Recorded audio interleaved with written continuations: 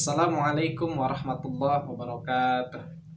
Alhamdulillahirabbil alamin wa bihi nasta'in ala umuri dunya waddin wassalatu wassalamu ala asrafil anbiya'i wal mursalin wa ala alihi wa sahbihi ajmain amma ba'du. Rabbi shrah li sadri wa yassir li amri wahlul 'uqdatam min lisani yafqahu qawli. Baik anak-anak, hari ini kita akan belajar pelajaran pendidikan agama Islam dan budi pekerti di kelas 9. Adapun materi yang akan kita pelajari pada hari ini adalah tentang ibadah haji dan umrah. Sebelum kita memulai materi hari ini, yuk sama-sama kita baca basmalah. Bismillahirrahmanirrahim. Baik anak-anak, ada beberapa hal yang akan kita pelajari dalam materi ibadah haji dan umrah ini. Yang pertama, tentang pengertian dan hukum haji. Yang kedua, syarat-syarat wajib haji. Yang ketiga, rukun haji. Yang keempat, wajib haji. Yang kelima, sunnah haji. Yang keenam, larangan haji. Yang ketujuh, dam. Yang kedelapan, pengertian umroh. Yang kesembilan, hikmah haji dan umroh. Baik anak-anak, kita akan bahas materi yang pertama, yaitu pengertian dan hukum haji. Pengertian dan hukum haji. Haji menurut bahasa berasal dari bahasa Arab, yaitu hajjah. Artinya menyengaja mengunjungi. Sedangkan menurut istilah, haji adalah menyengaja mengunjungi Baitullah atau Ka'bah untuk melakukan ibadah dengan ketentuan tata cara, syarat, dan waktu pelaksanaan tertentu. Adapun hukum haji, haji termasuk bagian daripada rukun Islam yang kelima, maka hukum haji itu wajib bagi yang mampu dan dilakukan sekali seumur hidup. Allah Subhanahu wa taala berfirman dalam surat Ali Imran ayat ke-97. A'udzubillahi minasyaitonirrajim. Fihi ayatum bayyinatum maqamu Ibrahim wa man dakhalahu kana amina. Walillahi 'alan nasi hijjul baiti man istata'a ilaihi sabila. Wa man kafara fa innallaha ghaniyun 'anil 'alamin. Kata Allah, padanya terdapat tanda-tanda yang nyata. Di antaranya maqam Ibrahim, barang siapa memasukinya, Baitullah itu menjadi amanlah dia. Mengerjakan haji adalah kewajiban manusia terhadap Allah, yaitu bagi orang yang sanggup mengadakan perjalanan ke Baitullah. Barang siapa mengingkari kewajiban haji, maka sesungguhnya Allah Maha Kaya tidak memerlukan sesuatu dari semesta alam. Quran Surat Ali Imran ayat ke-97. Itulah hukum haji, di mana haji hukumnya wajib bagi siapapun yang mampu dan dilakukan sekali seumur hidup. Nah, yang kedua, kita akan bahas tentang syarat-syarat wajib haji. Nah, syarat-syarat wajib haji ini artinya adalah hal-hal yang harus dilakukan sebelum dia melaksanakan ibadah haji. Kalau ada salah satu syarat yang tidak terpenuhi, maka hajinya tidak sah. Nah, yang pertama adalah Islam. Orang yang haji haruslah orang yang beragama Islam. Kalau dia bukan Islam kemudian dia berhaji, tertolak hajinya. Yang kedua adalah orang yang berakal atau tidak gila. Yang ketiga, dia merdeka, bukan hamba sahaya atau bukan budak. Yang keempat, sudah memasuki akil balik. Yang kelima, mampu. Ya, mampu ini artinya dia mampu secara fisik dan juga mampu secara material atau dananya. Inilah syarat wajib haji. Baik anak-anak, yang ketiga kita akan bahas tentang rukun haji. Rukun haji ini adalah hal-hal yang harus dilakukan ketika melaksanakan ibadah haji. Apabila ada salah satu rukun yang tidak kita lakukan atau tertinggal, maka hajinya tidak sah dan tidak bisa digantikan dengan dam atau denda. Nah, yang pertama, rukun haji yang pertama adalah ihram atau berniat mengerjakan ibadah haji. Niat dilakukan dengan ikhlas di dalam hati dengan mengucapkan labbaik Allahumma hajjan. Kupenuhi panggilanmu untuk berhaji. Yang kedua, rukun haji yang kedua adalah wukuf di Padang Arafah. Nah, wukuf di Padang Arafah ini artinya kita hadir di Padang Arafah pada tanggal 9 Zulhijjah, di mana hari itu adalah hari Arafah, mulai mulai dari matahari tergelincir yaitu waktu zuhur sampai terbenamnya matahari atau waktu maghrib. Nah, yang ketiga adalah tawaf ifadah. Tawaf itu artinya mengelilingi Ka'bah sebanyak 7 kali. Yang keempat adalah sa'i atau berlari-lari kecil dari Bukit Sofa ke Bukit Marwah. Yang kelima adalah tahallul atau mencukur rambut sekurang-kurangnya 3 helai. Dan yang terakhir adalah tertib atau sesuai urutannya dari awal sampai akhir. Tidak mendahului yang awal dan tidak mengakhirkan yang akhir. Artinya dia harus tertib dari awal sampai akhir. Inilah tentang rukun haji. Baik anak-anak, kita akan lanjutkan materi berikutnya yaitu wajib haji. Wajib haji adalah hal-hal yang harus dilakukan oleh seorang yang melaksanakan ibadah haji.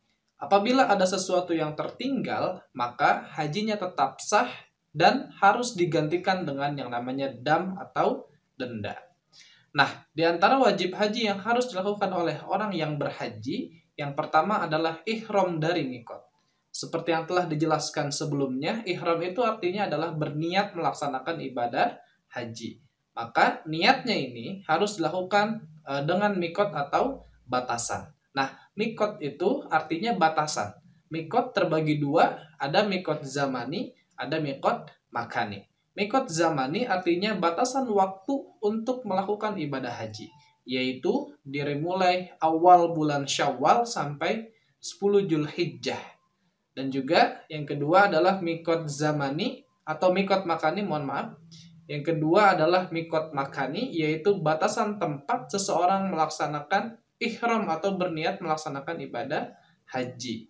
Nah, silahkan nanti dilihat di tabel berikut mikot makani atau batasan tempat seseorang berniat untuk melaksanakan ibadah haji. Yang kedua adalah mabit di Muzdalifah pada malam hari raya Idul Adha.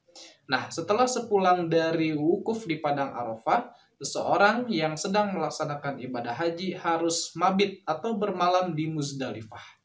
Yang ketiga, melempar jumroh akobah pada hari raya Idul Adha. Yang keempat, melempar 3 jumroh, yaitu ula, wusta, dan akobah di Mina selama hari tasyrik, yaitu 11, 12, dan 13 Zulhijjah. Yang kelima, bermalam di Mina.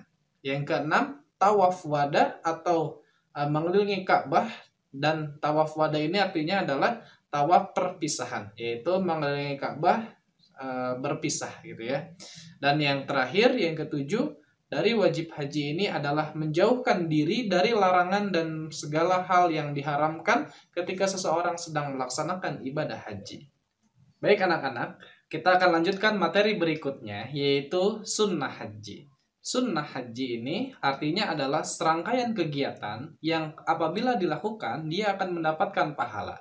Tetapi apabila tidak dilakukan, dia tidak mendapatkan apa-apa dan juga tidak berdosa. Ada beberapa sunnah ketika seseorang sedang melaksanakan ibadah haji.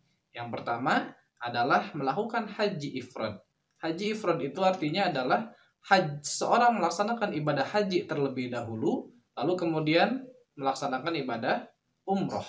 Nah, yang kedua, membaca talbiyah atau labaik Allahumma labaik, labaik la syarika laka labaik, innal hamda wa ni'mata laka wal mulk la syarika lah. Yang ketiga, membaca doa seusai membaca talbiyah. Yang keempat, membaca zikir sewaktu tawaf. Yang kelima, sholat 2 rakaat sesudah tawaf. Yang keenam, mencium hajar aswad. Yang keenam, kita akan bahas yaitu tentang larangan haji. Larangan haji ini adalah hal-hal yang harus ditinggalkan ketika seseorang melaksanakan ibadah haji. Kalau seseorang melaksanakan ibadah haji tersebut, hajinya bisa batal atau hajinya tetap sah tetapi harus digantikan dengan yang namanya dam atau denda. Maka apa saja hal-hal yang dilarang ketika melaksanakan ibadah haji? Yang pertama, bagi seorang laki-laki adalah dia tidak boleh menggunakan pakaian yang berjahit. Nah, yang kedua, dia tidak boleh menggunakan tutup kepala. Nah, bagi seorang perempuan, dia juga tidak boleh menutup muka dan kedua telapak tangannya. Nah, sekarang larangan yang khusus bagi laki-laki dan perempuan, yaitu satu, dilarang memakai wewangian atau wangi-wangian atau parfum. Yang kedua, dilarang bagi laki-laki dan perempuan menghilangkan rambut atau bulu badan lainnya. Jadi tidak boleh mencukur rambut atau bulu-bulu badan yang lainnya. Yang ketiga, dilarang memotong kuku. Yang keempat, dilarang menikahkan atau menjadi wali.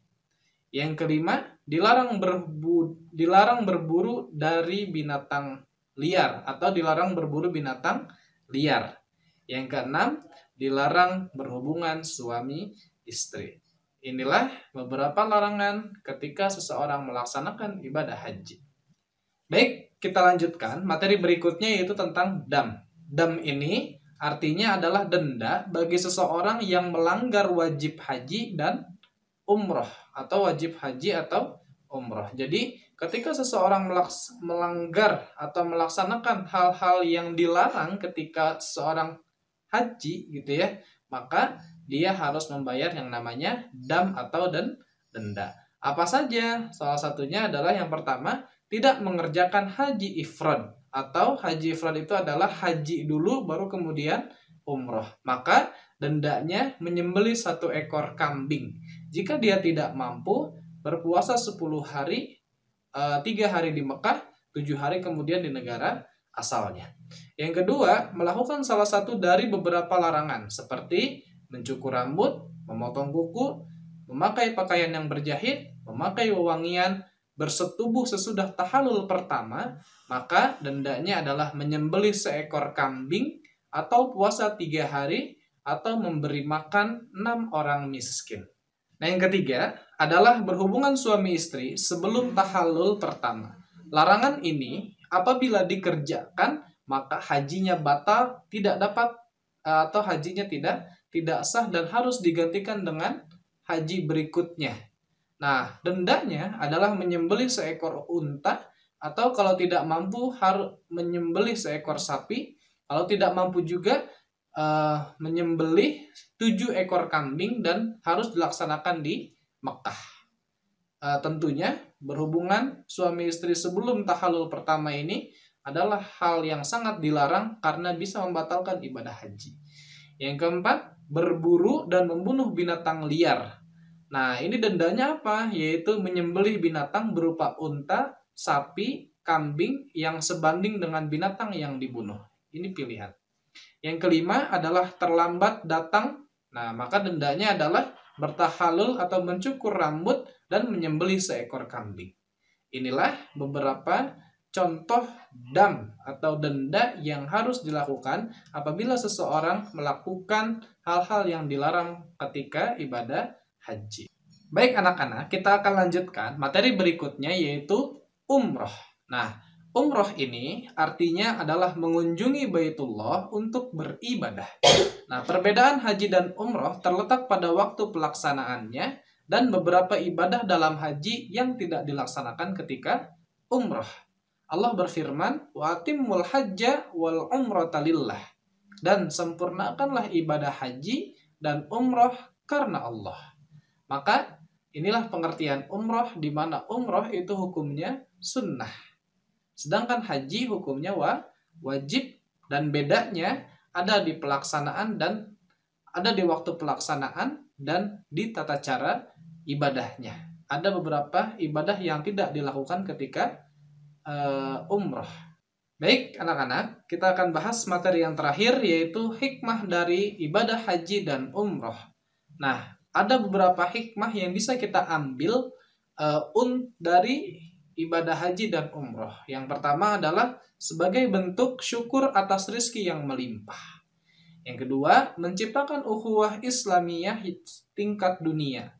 Jadi kita bisa meningkatkan persaudaraan sesama Islam, sesama orang-orang yang beriman gitu ya, bahkan seluruh dunia.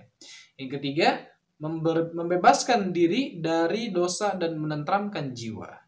Yang keempat, mendidik dan menyadarkan jiwa untuk memenuhi panggilan Allah lebih dari panggilan apapun.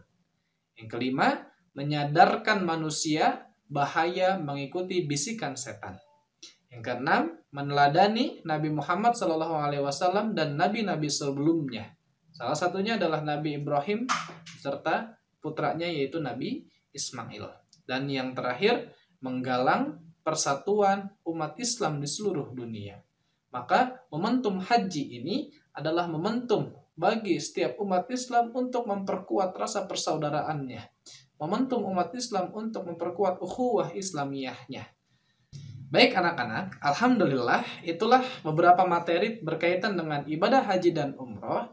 Mudah-mudahan bisa menambah wawasan kita dan juga bisa menambah keimanan kita kepada Allah dan bisa menjadi motivasi untuk kita bisa memenuhi panggilannya.